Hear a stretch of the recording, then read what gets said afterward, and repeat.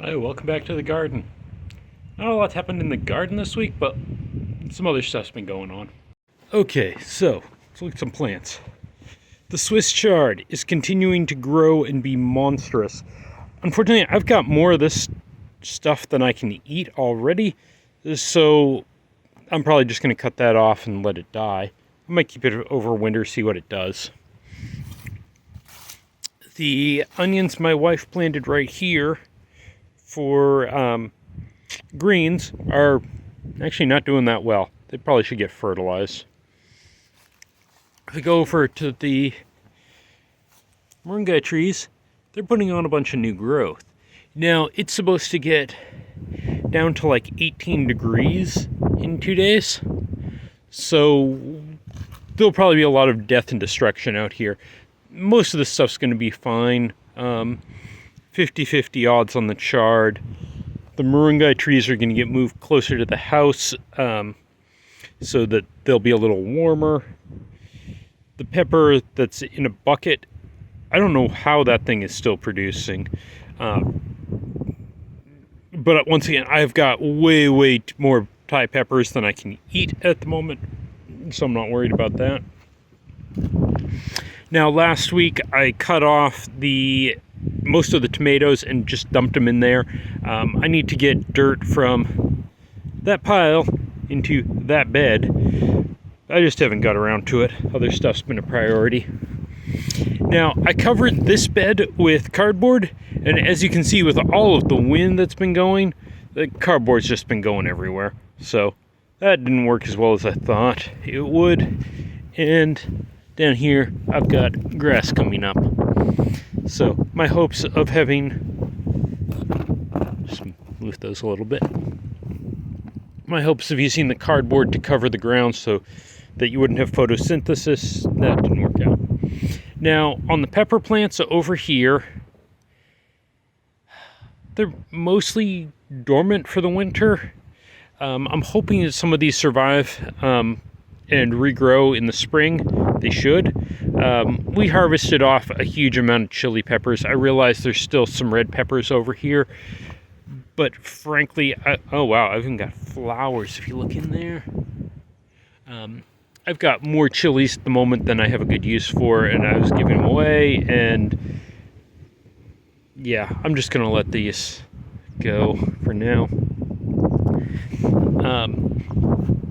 The cherry tomatoes, I pulled most of them out, but there's still one plant here, and it's actually producing a bunch of fruit that it's dropped down there. So I gotta come in here later and just pick those up. And I think I'm gonna just cut this off and be done with the tomatoes for now. Once again, I got more tomatoes inside than I have a good use for. Now, the big concern for this weekend, ooh, it's windy,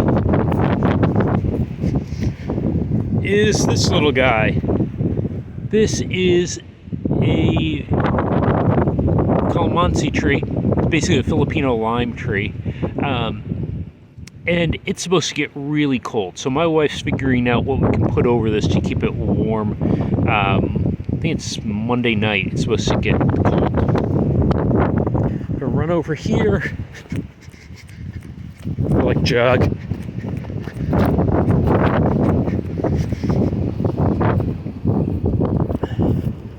Well, first off is definitely can just walk through there. We got a lot of the T-posts and chicken wire netting up, and a friend from church helped run an auger to drill some holes, and then I've been making them deeper with, I don't see it out here at the moment, but with a, oh, there it is, fell over that way, a post hole digger. So the idea is we're going to have 1, 2, 3, that's one wall, 1, 2, 3, the next wall. You can't quite see them, but across there is going to be the next wall. We're basically going to have 15 by 15 here for when the birds are ready to come out. I did have to cut these trees because they were kind of in the way of where, you can see the tree fell over there,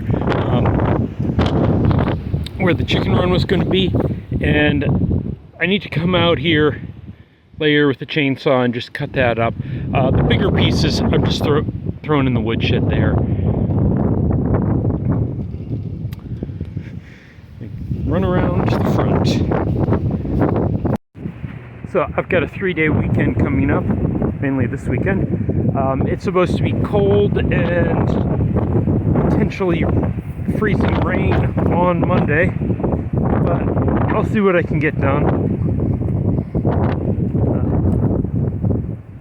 while we're out here, because that's got to get built before the chickens get too big and need to come outside. I figure they still got a month, maybe, probably 2, before they're big enough and feathered to come outside. But yeah, that's pretty much it for this week. If you're not already having a garden, you probably should. Oh, I forgot to say. If you look at that second bed, that's our onions. They should survive the freeze just fine and continue growing into the spring. Nothing started to bulb yet, it's still too early, but they're growing. We have 2 different varieties, so like if you see this side, I think is yellow onions, and that side is white onions, and you can see in the foliage that they're 2 different types of plants. Like this side is just more kind of a yellowy green, where that side is more of a bluish green.